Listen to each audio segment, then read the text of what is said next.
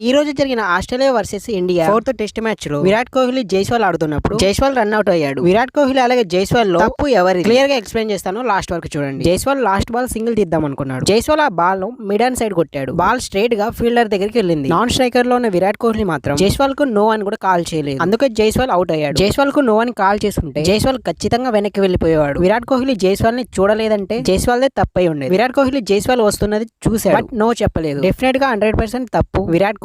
Jaiswal pitch మధ్యలోకి వచ్చి అలాగే ఆగిపోయాడు. జైస్వాల్ వెనక్కి తిరిగి వెళ్ళడానికి ఛాన్స్ ఉందని డిజ్నీ ప్లస్ హాట్‌స్టార్ లో తెలుగు కామెంటరీ ఇచ్చే అన్నాడు. బట్ ఆ కామెంటరీ ఇచ్చే వాళ్ళని నేను ఒకటే అడుగుదాం అనుకుంటున్నా, బుర్రుందా భయ్యా మీకు? మీరు ఎంత విరాట్ కోహ్లీ ఫ్యాన్ అయితే మాత్రం విరాట్ది తప్పు పెట్టుకొని జైస్వాల్ది 100% తప్పు అంటారా? ఒకసారి రీప్లే లో చూడండి భయ్యా, మీకు అర్థమవుతుంది. విరాట్ కోహ్లీ జైస్వాల్ వచ్చేది చూశాడు, బట్ నో అని కాల్ చేయలేదు. నో అని కాల్ చేస్తుంటే మాత్రం జైస్వాల్ ఖచ్చితంగా బ్యాక్ వెళ్ళిపోయాడు. మళ్ళీ ఏమన్నారంటే వీళ్ళు జైస్వాల్ మధ్యలో వచ్చి ఆగిపోయాడు, వెనక్కి తిరిగి వెళ్ళొచ్చు అని అన్నారు. విరాట్ కోహ్లీ నో చెప్పకుండా అతను వెళ్తాడు భయ్యా, అతను వెనక్కి వెళ్దాం అనుకున్న అవుట్ అవుతాడని అర్థమైంది. అందుకే జైస్వాల్ వెనక్కి వెళ్ళలేదు. మీరు ఎంతమంది ఎవరిది తప్పు కామెంట్ చేయండి.